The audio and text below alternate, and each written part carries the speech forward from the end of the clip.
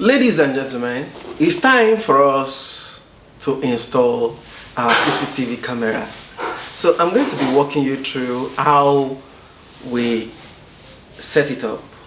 Ladies and gentlemen, here is the camera. I'm going to be setting one in your presence. It's actually not an Herculean task. It's something even a primary school student can set up. So here is a panel. Here is the panel, and at the back here, that is going to be the mount. Here,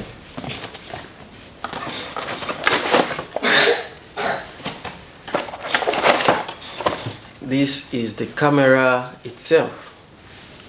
Can you see how it looks?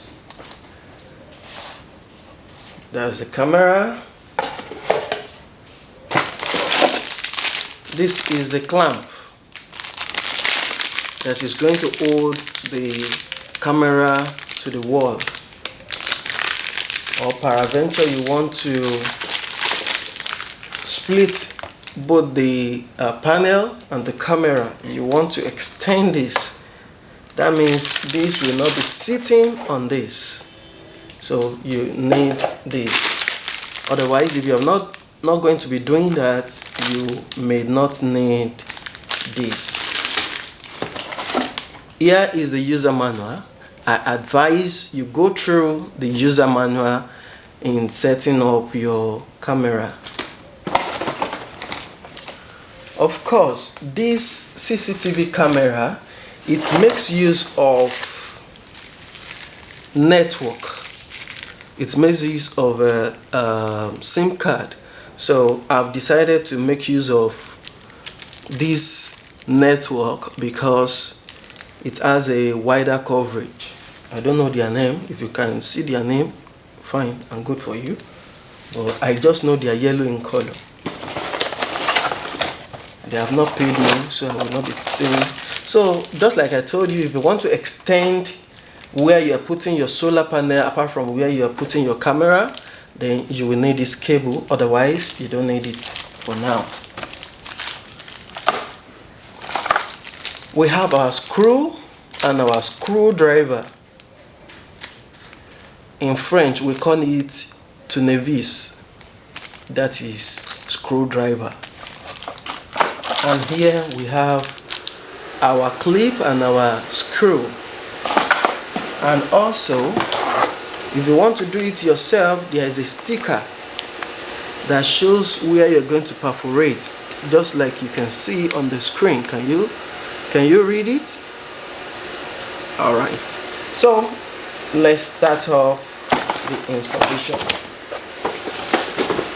The first thing you need to do is you come to your camera. It depends on the type of camera you're using. If you're using the same thing as the one I'm showing you, probably the installation process is going to be the same. Otherwise, it might be different. But here, once you open it, you're going to see some ports. Here we have the reset button. In case your camera is malfunctioning, you can reset the camera. Here is the reset button. We have the TF, which shows you can make use of SD card, otherwise known as memory card. And this camera can take up to 64 gigabytes memory card. Here we have the SIM card. This is where you can insert your SIM card, any network. This one is not written on just one network. You can use any network that works best on your farm. And you know the funniest thing, this same camera can be used anywhere, be it on the ship, on your car, where even in your office you can use this type of camera. But the best thing is make use of it for an outdoor purpose. I also have a port here. That port is if you want to I don't know, don't ask me. Okay, so right now I've already inserted the SIM card into the same port. And the next thing I'm going to do is I'm going to connect this to the solar panel. Walk me as I walk you through.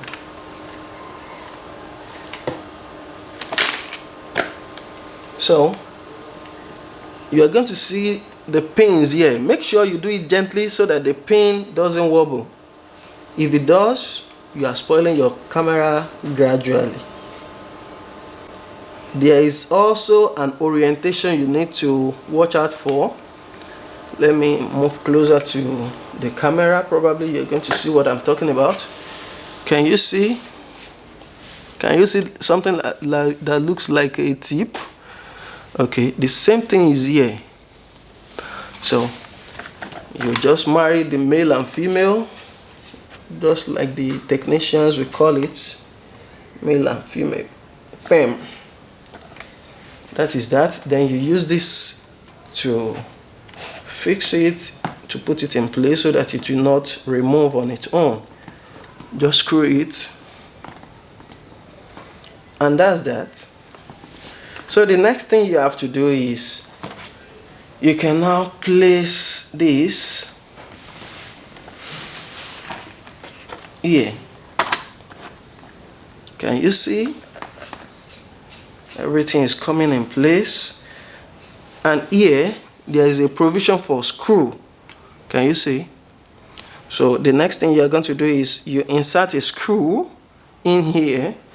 I will not be doing that now because I will still have to dismantle this, but you just follow through the process. Insert a screw, and once you insert the screw, but before you do that, if you are going to mount this on any surface, you must have already mounted this side. Then you now install this, otherwise it's going to be heavy. I hope you understand. So let me remove it since I'm not using any screw. And let's assume you've gone through that process. The next thing you have to do is power on the panel. If you don't power it on, then your camera will not work. So here underneath this cable, you're going to see a port. A port is here. On this panel we have two ports. One is on this side, while the other one is right here. The one here is for charging. If you want to make use of USB cable to charge it. But if you want to use solar, you just leave it as default. However, for this place you have the on and off button. So you press it. Once I press it, since this place is dark, it might show light. Can you see? The camera is on. The camera is on. So once the camera is on like that, for the first time you're going to see red light. I don't know if you can see any red light on the screen. That red light signifies your camera is still processing. However, if the red light doesn't change to blue, the SIM card is not working properly or your network is not okay. So you have to wait for like 1 minute for this red light to turn to blue light. So that is what we are going to do. We're going to wait until it turns to blue light. Then the next thing you have to do is you have to install an application on Google Play Store or on your App Store if you are using iPhone. So for iOS users, you can also install it, and the name of the application you're going to install by these people is called U-Box. Can you see?